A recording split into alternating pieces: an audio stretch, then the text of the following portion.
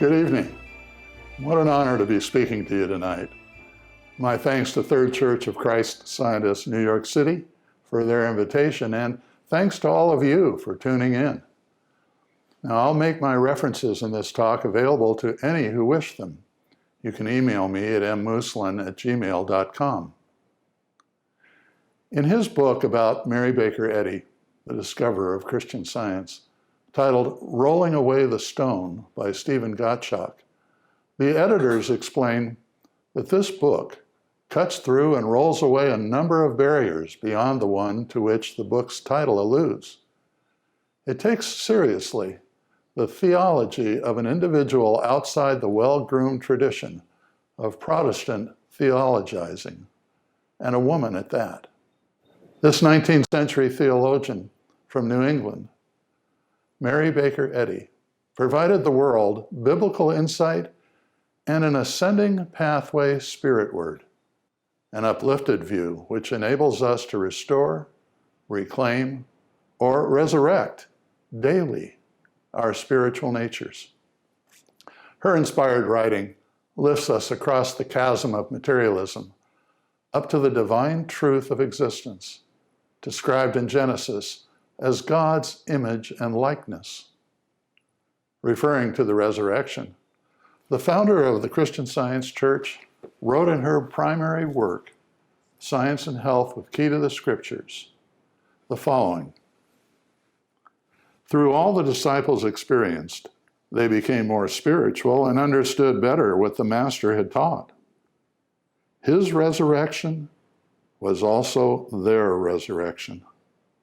It helped them to raise themselves and others from spiritual dullness and blind belief in God into the perception of infinite possibilities. They needed this quickening, for soon their dear Master would rise again in the spiritual realm of reality and ascend far above their apprehension. As a reward for his faithfulness, he would disappear from material sense in that change which has since been called the ascension. By striving to follow and obey the teachings of Jesus, we will experience our own resurrection. She defines resurrection in the textbook as spiritualization of thought, a new and higher idea of immortality or spiritual existence, material belief yielding to spiritual understanding. Let's explore that thought, that Jesus' resurrection is also our resurrection, our daily resurrection. In the last 100 pages of this book, there are over 70 verified healings, or you might say uplifted and resurrected lives. Let me share excerpts from just a few. 9 years ago, my only child was hovering between life and death. Some of the best physicians in Boston had pronounced his case incurable, saying that if he lived, he would always be an invalid and a cripple. One of the diseases was gastric catarrh. He was allowed to eat but very few things, and even after taking every precaution, he suffered to the extent that he would lie in spasms for half a day. It was while he was in what seemed to be his greatest agony, and when I was in the darkest despair, that I first heard of Christian Science. I was willing to try anything to save my child, and the following Friday evening I attended my first meeting, which was the Mother Church of Christ Scientist.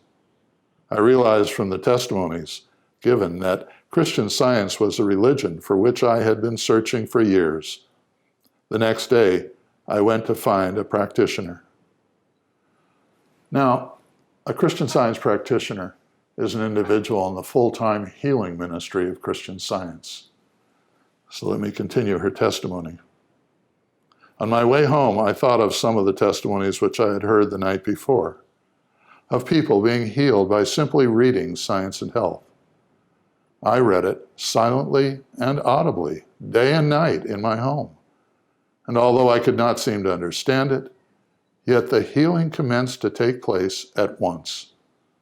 The little mouth, which had been twisted by spasms, grew natural and the child was soon able to be up, playing and romping around the house like any child should. I was healed of all my complaints whilst seeking the truth for my child. All of this, however, was nothing compared to the spiritual uplifting which I have received, and I have everything to be thankful for.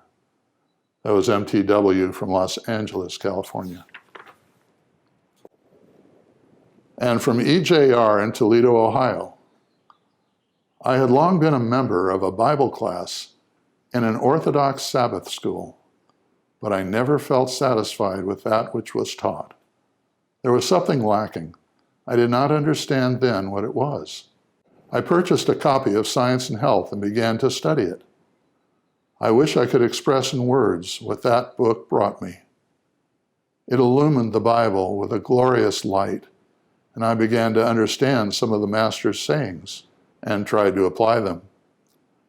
I had a longing to live a better Christian life for many years, and often wondered why I failed so utterly to understand the Bible. Now I knew. It was lack of spiritual apprehension.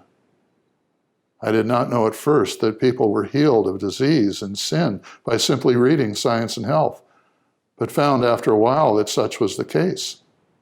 At that time, I had many physical troubles, and one after another of these ills simply disappeared. And I found that I had no disease. I was perfectly free. The spiritual uplifting was glorious. And finally, from Mrs. M.M. in Chicago, Illinois.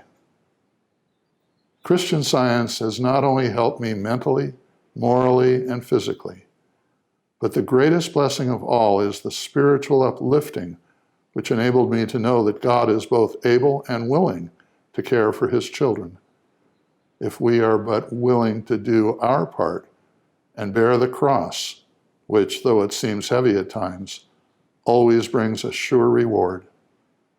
The Bible is a new book to me. I now see what Jesus meant when he said, "Come unto me, all ye that labor and are heavy laden, and I will give you rest." At this point, just a word of explanation. When people testify that they've been healed by simply reading the book, we don't want to give the impression that the words healed them. You can read the Christian Science textbook, study the Bible, read articles in Christian Science periodicals. They're all very inspiring and lay the groundwork for shifting thought from a material view of life to an inspired spiritual view. However, the letter is not a substitute for spirit. The letter, while critically important, is only the human auxiliary that serves to align our thinking with the spiritual, which allows us to receive the revelation of Christ. Once your true natures are revealed through a shift in thinking, healing can then take place. The ideas in Science and Health serve to open the necessary avenues to better understand our spiritual nature.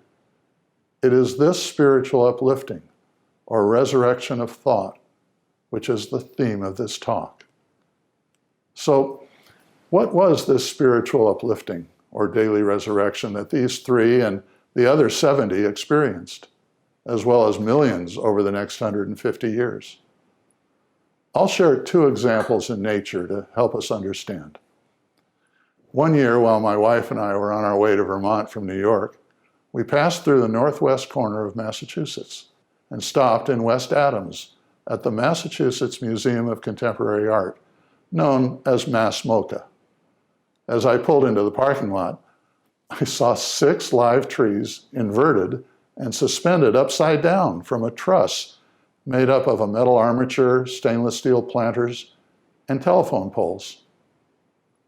"Look at those upside down trees," I said to my wife. The trees turned out to be a work of art by Natalie Jeremetjenko called Tree Logic. The art of the piece is not found in its condition at any single point, but in the change of the trees gradually over time. Trees grow away from the earth and toward the sun. When inverted, the 6 trees in this experiment still grow away from the earth and toward the sun, bending up, including the trunk. So the natural predisposition of trees might well produce the most unnatural shapes over time, raising questions about the nature of natural. A second example of natural ascendancies occurred years ago during a severe 10-year drought in the California Mojave Desert. There was concern that the seeds of the annual desert blooms had died. However, the following year, there was rain, and lots of it, flooding the desert floor. Sure enough, the following spring, the blooms returned. In the Bible, we read about the scent of water. I'll read from Job 14. For there is hope of a tree, if it be cut down, that it will sprout again, and the tender branches thereof will not cease. Though the root thereof was old in the earth, and the stalk thereof die in the ground, yet through the scent of water it will bud, and bring forth boughs like a plant. Just as the dormant seeds were awakened by the scent of water, a flood of inspiration will awaken our dormant thought. What do these two examples have in common? Well, they both illustrate a natural uplifting toward their source of nourishment. They ascended naturally and involuntarily. Mrs. Eddy writes in Science and Health, spiritual development germinates not from seeds sown in the soil of material hopes, but when these decay, love propagates anew the higher joys of spirit, which have no taint of earth. Mortals must gravitate Godward. Their affections and aims grow spiritual.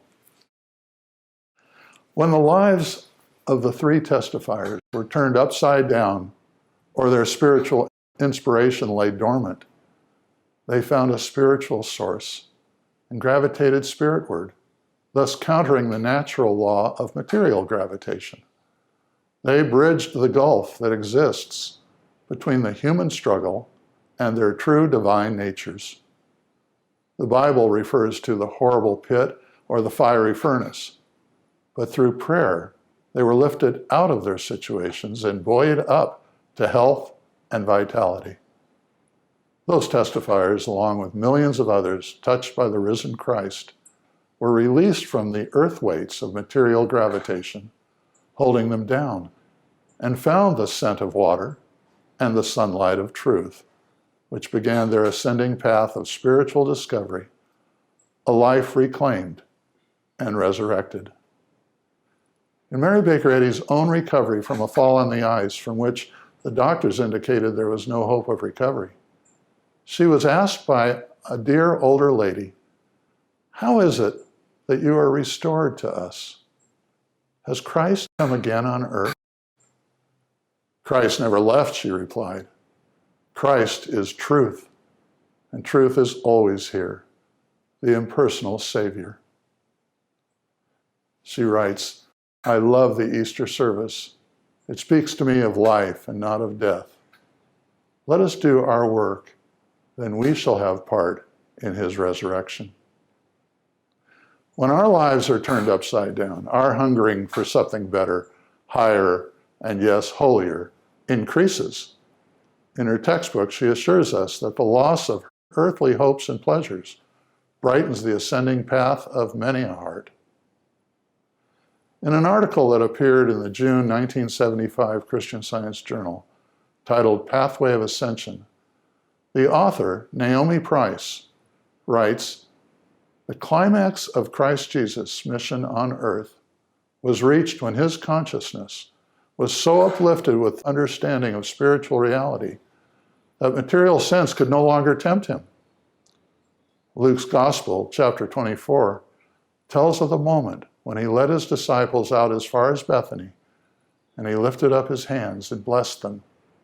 And it came to pass that while he blessed them, he was parted from them and carried up to heaven. That's the end of the quote. Put differently, escaping from or growing out of a material sense And rising to a spiritual sense of ourselves is daily resurrection. As we read in Paul's letter to the Ephesians, and I'll be reading from the New Revised Standard Version of the Bible, you were taught to put away your former way of life, your old self, corrupt and deluded by its lusts, and to be renewed in the spirit of your minds, and to clothe yourselves with the new self, created according to the likeness of God, in true righteousness and holiness. That's the end of the quote. Put more concisely, Eddie advises us to abide in our unselfed better self. To me, that means to get the material concept of self out of the way and let God take over. Here's an example in my own experience. Some years back, we took a family vacation to Cabo San Lucas in Baja California, Mexico. At the tip of Baja, where the Pacific Ocean meets the Sea of Cortez, the waters can be very rough, to the point that swimming is not permitted on the Pacific Ocean side. However, on the Pacific side, where our hotel was located a rocky ridge that people can climb over to get to the peaceful Sea of Cortez side. My grandson and I set out to do just that. He easily made it up over the rocks, however, weighing quite a bit more and carrying shoes, towels, and swim gear. I was unable to do it. I have swum around the tip before in calmer conditions, but this time I decided to make a run for it around the rocks while the waves recessed. It was not my best idea. When the waves came in and before I could make it around, they picked me up and took me out to sea. I felt like I was inside a washing machine. Within a couple of seconds, I was about 150 feet out into the deep. No sooner was I dragged out to sea than I was violently thrown back into the rocks. While making every effort to escape, I was swept out again. This went on for several times, and I was exhausted.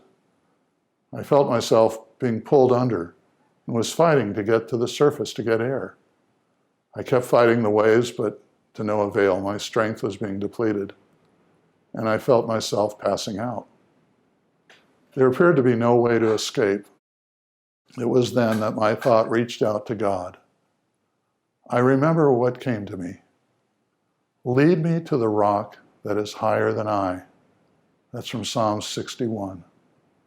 I repeated this several times, and while at first it was a plea, it finally became a declaration of fact. The thought came to me to go down to the ocean floor and crawl further out to sea, instead of trying to stay on the surface of the water and swim toward the shore. How could doing the opposite of what would be the normal inclination help me? Yet I was obedient to this inspired thought. With what little strength and breath I had left, and grabbing the sand, I crawled 15 or 20 feet further out. Then I passed out. The next thing I knew, I was on the beach on the Sea of Cortez side.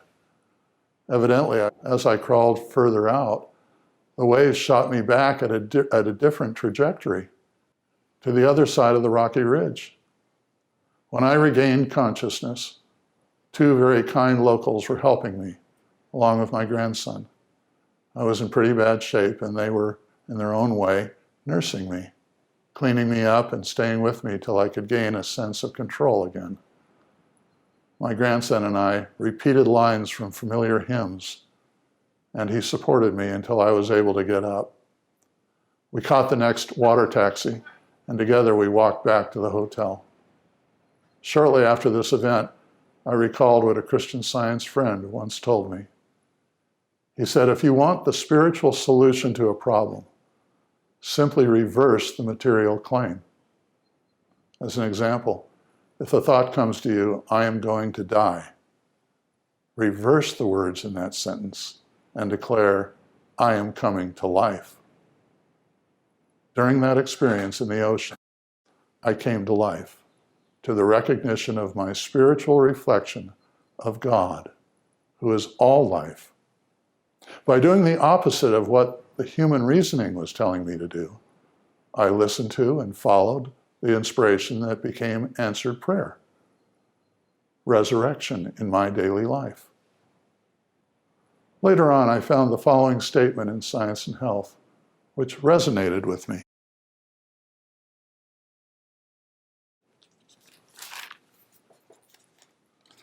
Waking to Christ's demand, mortals experience suffering. This causes them, even as drowning men, to make vigorous efforts to save themselves. And through Christ's precious love, these efforts are crowned with success. That experience was relived for me in an excerpt from an Andrea Day song called Rise Up. And I'll just read a little bit of it. You're broken down and tired. I'll rise up like the day. I'll rise up. I'll rise unafraid. I'll rise up. And I'll do it 1,000 times again. And I'll rise up high like the waves. I'll rise up in spite of the ache. I'll rise up. And I'll do it 1,000 times again. When the silence isn't quiet, and it feels like it's getting hard to breathe, and you feel like dying, I'll rise up. I'll rise like the day. I'll rise up. I'll rise unafraid. I'll rise up, and I'll do it 1,000 times again.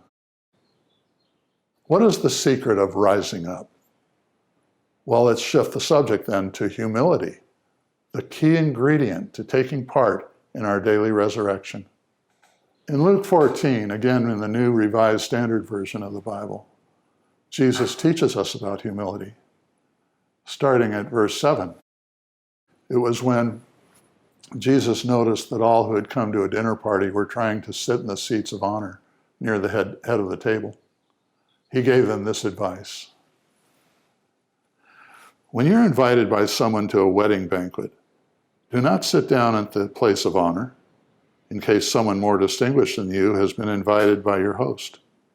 And the host who invited both of you may come and say to you, give this person your place. And then in disgrace, you would start to take the lowest place. But when you're invited, go and sit down at the lowest place. So then when your host comes, he may say to you, friend, move up higher. Then you will be honored in the presence of all who sit at the table with you. For all who exalt themselves will be humbled, and those who humble themselves will be exalted.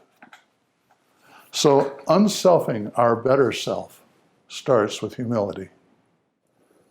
In the 4 versions of the gospel, there are 28 illustrations of healings by Jesus. In many of them, humility is one of the key characteristics displayed by those healed. And it takes humility to realize you need help and be willing to reach out for it. Recall the woman with the issue of blood, unclean, who on her knees reached for the master's robe. Or Mary Magdalene, pouring oil on his feet and washing his feet with her tears. The nobleman's dying son and Jairus' daughter, both raised from the dead. The palsied man lowered down through the tilings. Or the Canaanite woman whose son was grievously vexed and begged simply for the crumbs that fell from the master's table.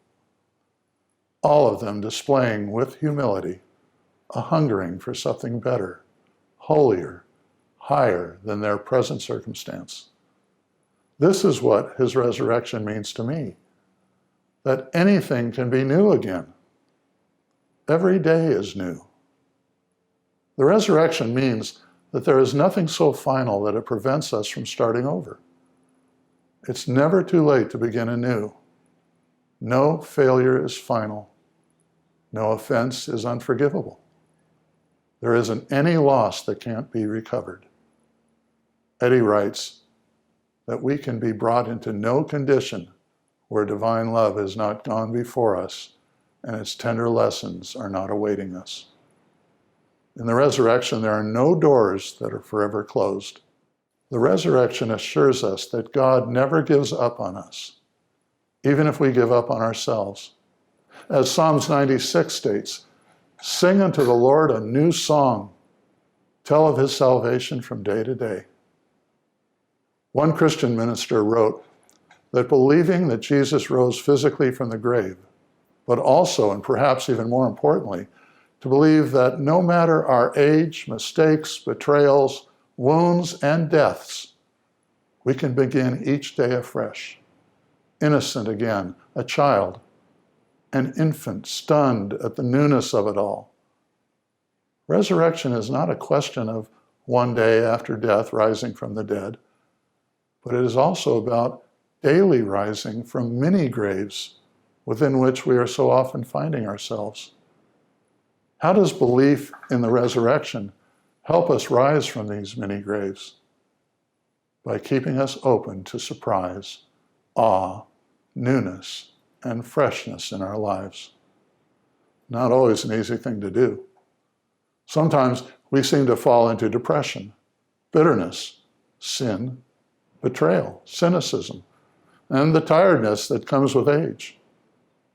Like Jesus, we too will have our crucifixions.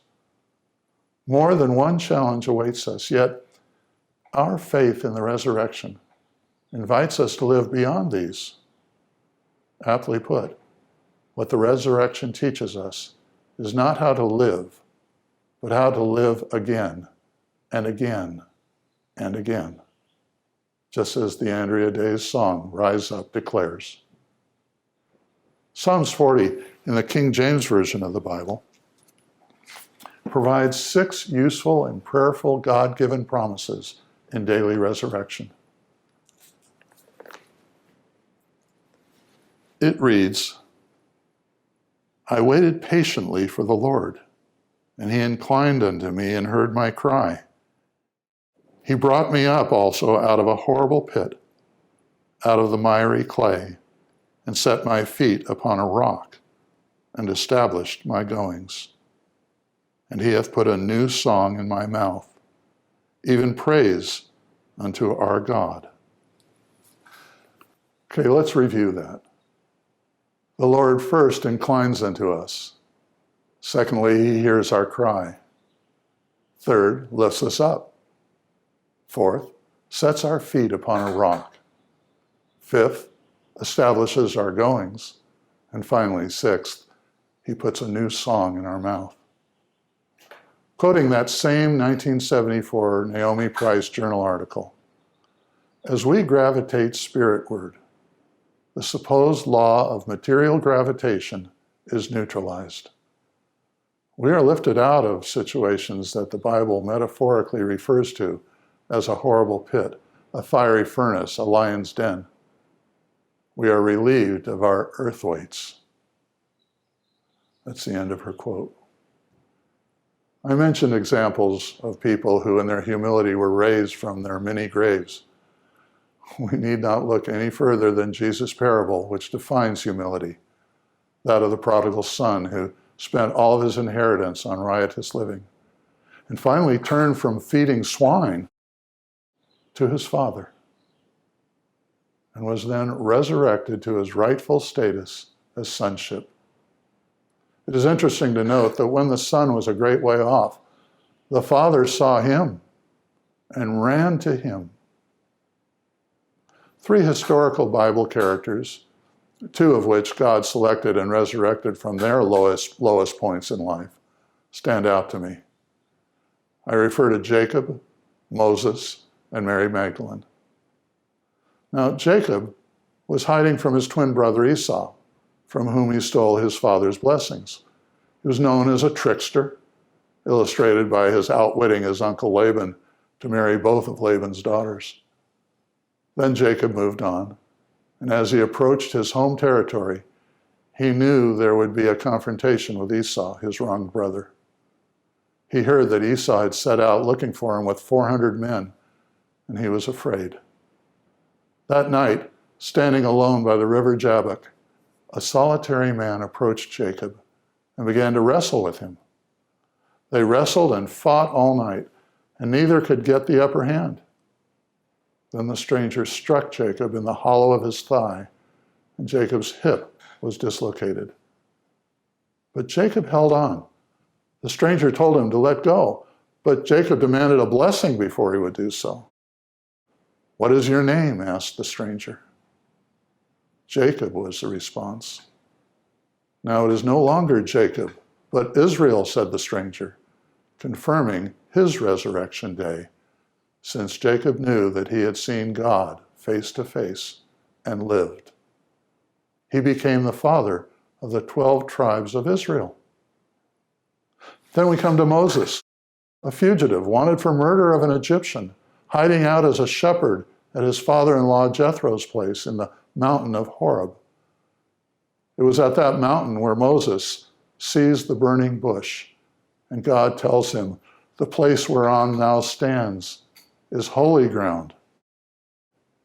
He was elevated to be a great leader who led the children of Israel out of slavery across the Red Sea and gave us the 10 Commandments. Quite a rise for both of these men, one from his humble status as a sheep herder, and the other from being a thief and con man.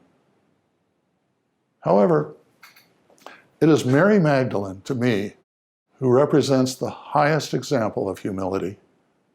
She was seen at the Master's feet when she interrupted Simon the Pharisee's feast honoring Jesus, washing his feet with tears and sacrificing costly oil to show her contrition. Later, we find her again at the Master's feet, listening to him preach, where she lived with her sister Martha, choosing the better part, as Jesus put it, when Martha asked him to tell Mary to get up and help her. This 13th disciple, as some have called her, was present during the crucifixion, first to seek Christ at the sepulchre 3 days later, and first to share the news of the risen Christ with the other disciples. Now, in all 3 cases, God inclined to them, heard their cry, lifted them up, set their feet upon a rock, established their purpose, and gave them each a new song. As is with so many other biblical examples, thought was lifted from a limited human concept of themselves to a spiritual revelation of a better self, a self referred to in hymn 20 of the Christian Science hymnal, which reads, "Be true and list to the voice within. Be true to thy high ideal, thy perfect self that knows no sin, that self that is the only real." And again in hymn 66, that higher selfhood which we all must prove. The question becomes, how? How do we rise up? How do we turn from a limited sense of self to access unlimited spiritual power? The answer is in reflection as opposed to reaction.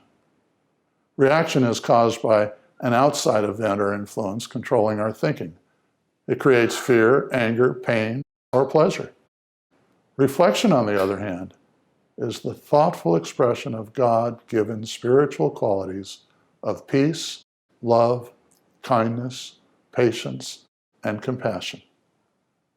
Before allowing ourselves to unconsciously react to a word, an event, advertising, or news reports, we should stop. Listen for how we can express our better self, and in silent prayer, humbly seek divine inspiration. It requires developing the habit of asking, "Father, what would thou have me to do? How can I respond with love? How can I see my fellow man better? How can I replace my dystopian view of the world and see myself and everyone else as Mrs. Eddy puts it, fellow saints of a holy household?" It really boils down to a daily, even hourly way of thinking. I decided one time to count the number of times the word daily, or each day, appeared in the writings of Mrs. Eddy. I was looking for things that I should be doing each day to be a better Christian and a better Christian Scientist. I found 23 of them. Examples include letting the reign of truth, life, and love be established in me. Not letting animosity nor mere personal attachment impel my actions. Having gratitude and love in my heart every day. Examining my thought to see if there was a deterrent to truth. to love my neighbor as myself, to do some good deed every day, to bless my enemies, to pray for peace. In other words, to follow Christ in our daily life. And again, you can email me if you'd like a complete list of the 23 dailies. You know, it requires a conscious daily effort to shift thought in order to free ourselves from the concept of a mortal separated from God and reveal the spiritual image and likeness we read about in Genesis, thus being at one with God, never separated. Every discord, every illness, every complaint has one thing in common. They all come from a concept of ourselves as a mortal with physical limits, separated from love, as opposed to our higher selfhood as the spiritual embodiment of love itself. Remove the limited sense of self, and those discords have nothing to attach themselves to in our thought. In other words, shifting thought from the material to the spiritual. I'll share a somewhat simpler and less dramatic example of how this works. It requires inspiration versus human will. Early in our marriage, and with a new baby girl, we felt it was time to buy our first house. At the time, monthly mortgage payments could not exceed 25% of one's monthly salary. Well, the only houses we could qualify for were rather modest tract homes. And with interest rates at that time, our payments were still going to be a reach. We were letting external financial limits dictate our situation and defining where we would live. I called a Christian Science practitioner. She immediately reminded me of a sentence in the textbook: divine science, rising above physical theories, excludes matter, resolves things into thoughts, and replaces the objects of material sense with spiritual ideas. Not grasping the full meaning of what she was saying, she made it more practical. She said, you do not need to search for a house. She explained, instead, you need to express gratitude for the home you already have, which includes safety, family, peace, love, and harmony. Embracing and cherishing those God-provided qualities will manifest itself with everything you need. This was consistent with Mrs. Eddy's statement, Pilgrim on earth, thy home is heaven. Stranger, thou art the guest of God. My wife and I immediately got to work, claiming our home. We saw that we already dwelt in the kingdom of heaven. Now, early the next Saturday morning, I received a call from a stranger saying that he had a home he needed to sell, and heard from a work associate of mine that we were looking for a place, and he used the specific term home. That afternoon, we went to see it.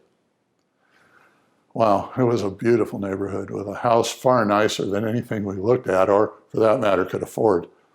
And although we thought it was way out of our reach, given our budget, we nonetheless decided to go in. We felt a bit intimidated walking into this beautiful two-story home.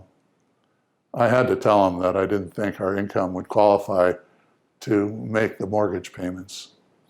He said not to worry. His was an assumable low-interest VA loan, and told me the payments, which although lower than I expected, still didn't meet the 25% requirement. We thanked him and told him we'd get back to him. We also mentioned that we had to honor our apartment lease, which was up in 5 months.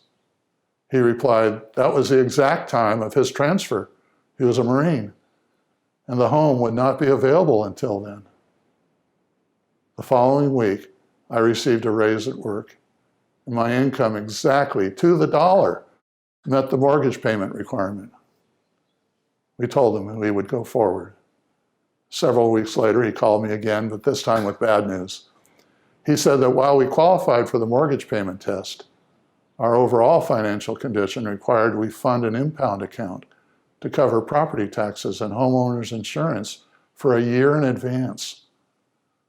We started saving and knowing God had provided us this opportunity and that our home was already established. Well, we saved the needed amount by the required deadline, and again, to the exact dollar needed. So rather than being influenced by external events over which we seemingly had no control, through shifting our thought to a home as an idea of soul, we were able to actually see a God-directed outcome. It was a humbling experience, one which we had to let go of all human will and instead humbly bow before Him, seeking only to reflect His glory. This exchange of material limitations for unlimited spiritual provisions occurs through selfless, consecrated prayer. It results in inspiration. But how do we know when a thought is actually from God as opposed to just our own human thinking? Well, there's a test that I have found effective in knowing the difference. An inspired thought from God has 5 characteristics. First, the new thought is free of self-will, self-pity, self-consciousness. The words I or me is not part of the new thought. Home was an impersonal spiritual concept and already present. Second, it is free of lack. Every financial condition was met without forcing it to happen. Third, it is free of fear. There was no threat of loss at any point. Fourth, the new idea blesses all. The benefit does not mean a loss to anyone else. Both the buyer's and seller's needs were met without any manipulation. And fifth, unexpected good, something you could not have planned. Such was the Saturday morning phone call and the unexpected raise at work. In the case of finding our home, those 5 conditions were met, and we went forward with confidence. When Jesus said, I and my Father are one, we could just as correctly say, the sun and the sun ray are one. Now imagine that sun ray believing he was separated from the sun with his own independent agenda. Seeming to run low on energy, he would turn to the sun and ask for more light and heat. The sun might reply rightly, what are you talking about? You are the very activity of light and heat. You're not a separate ray. In our case, we were asking God for a house and tried to make it happen any way we could. However, we were already in possession of the idea home and only had to step aside and let it manifest itself. In like manner, we should not be praying for more spirit, more love, or more intelligence.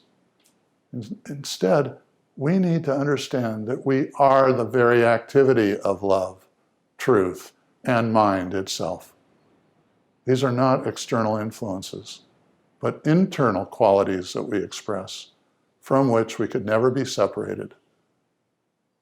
We as Christian Scientists understand such prayer to mean listening for the angels to speak to us, as they did to Moses and Jacob and Mary, as well as to Gideon and Saul and to David and countless others, including me on the ocean floor or in my search for our home. After all, the Bible tells us that God knows what we have need of even before we ask. All resurrection in our lives is in fact revelation to thought, which comes to us as inspiration, lifting us to see our spiritual, unselfed better self. It's the revelation of Christ to an enlightened human consciousness. And it requires humility to experience that shift in thought, to be lifted up and receive it. Our textbook teaches it is the living Christ, the practical truth, which makes Jesus the resurrection and life to all who follow him indeed. When we look to Jesus as our exemplar, we see this characteristic of humility from the very start, from his humble birth in the manger, his love for little children, his washing the disciples' feet, all the way to his entry into Jerusalem on a lowly donkey for the start of the most important week in human history. In John 3, speaking about the need to be born again, Jesus said, the Son of Man must be lifted up so that everyone who believes in him will have eternal life. Everyone? That must include you and me. As we hunger daily to have our part in the resurrection, like Jacob, Moses, and the Magdalene, we will find ourselves tending naturally to the infinite source of life. We are being drawn to the light of Christ with an irresistible attraction. Like those tree branches bending upward, we are drawn to an ascending path. That is where healing takes place. However, that humble Nazarene's popularity was a threat to Caesar as well as to the control being exercised by the Pharisees and Sadducees of the time. The same threat was true of Herod at Jesus' birth. Eddie writes, led on by the grossest element of mortal mind, Herod decreed the death of every male child in order that the man Jesus, the masculine representative of the spiritual idea, might never hold sway and deprive Herod of his crown. One might ask, who or what are the Caesars and Herods of our day that are trying to kill the Christ idea in our lives? Do we not all have the duty to resist those material distractions, rise above them, and find the risen Christ present in our lives? Referring to Genesis 1:13, and the evening and the morning were the third day, the discoverer of Christian Science explains,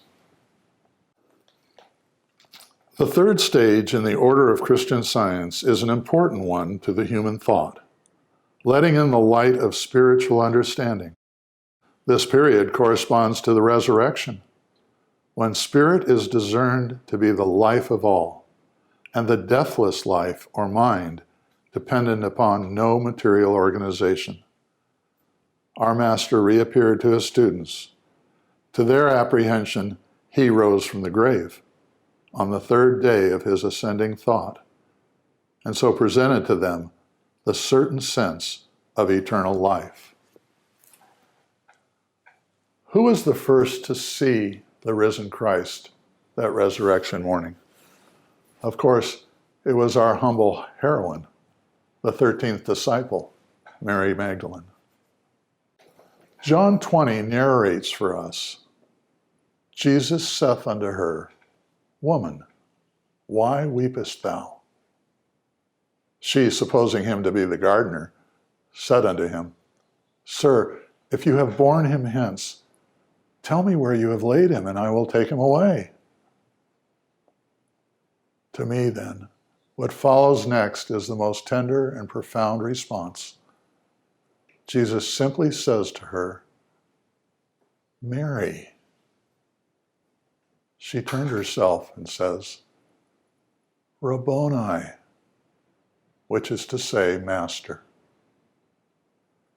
As Paul asks in 1 Thessalonians, for what is our hope, our joy, our crown of rejoicing? Are not even ye in the presence of our Lord Jesus Christ at his coming?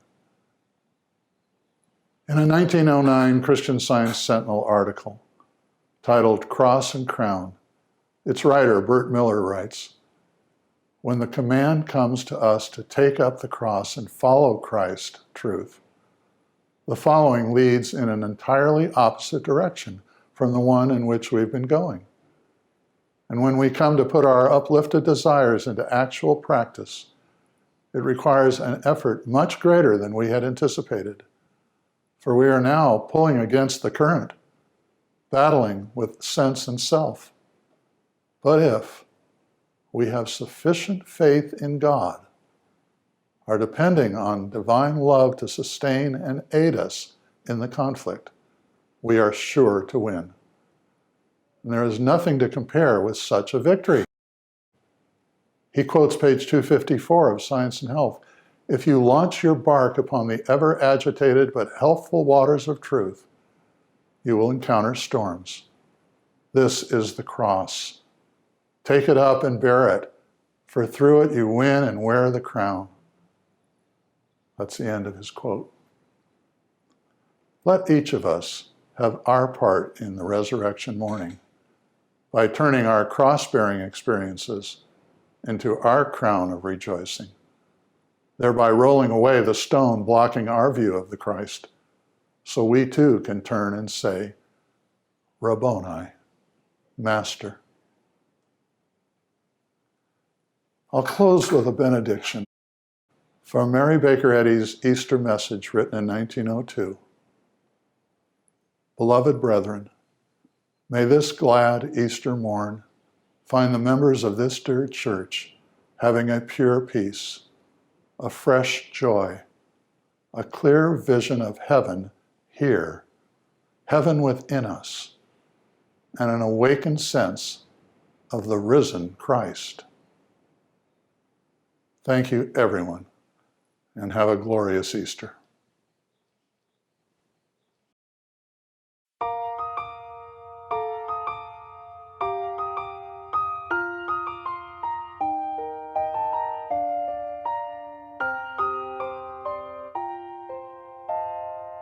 Heaven is a state of mind where thoughts of truth and love combine to form that perfect atmosphere where answers to a prayer appear. Heaven is that state of thought, a sense of peace that can't be bought with riches or a quest for things that have no part of angels' wings. 'Cause harmony and peace of mind are heaven with you all the time.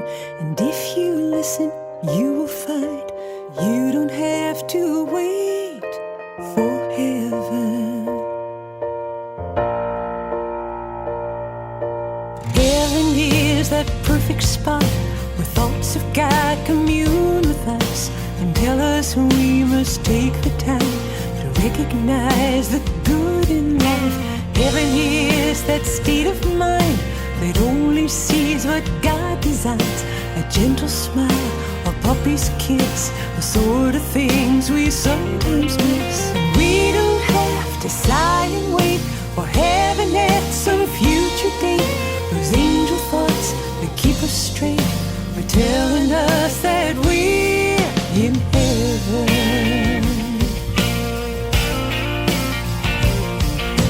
Heaven is the place that we can go, no matter what the world may do to keep our progress slow. Whenever we commune with God in prayer, we feel love and we're in heaven. Heaven is that state of mind when you've done something good and kind and lead you to those gentle thoughts, the very ones that Jesus taught. Heaven is that state of grace where cares and worries fade away and we begin to understand the unity of God and man. 'Cause heaven is the here and now. It's something real that can be found wherever peace and love abound. You don't have to wait for heaven.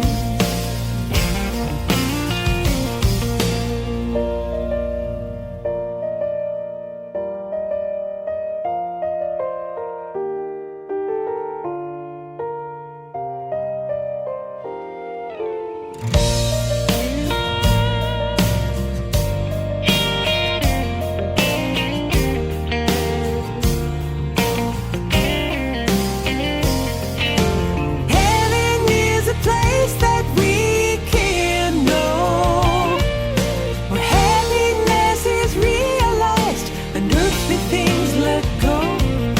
It may be just a moment, just a glimpse of something rare. We feel love and we're in heaven. Heaven is that perfect spot where thoughts of God commune with us and tell us we must take the time to recognize the good in life. Heaven is that state of mind that only sees what God designs. A gentle smile, a puppy's kiss, the sort of things we sometimes miss. 'Cause harmony and peace of mind are heaven with you all the time. And if you listen, you will find you don't have to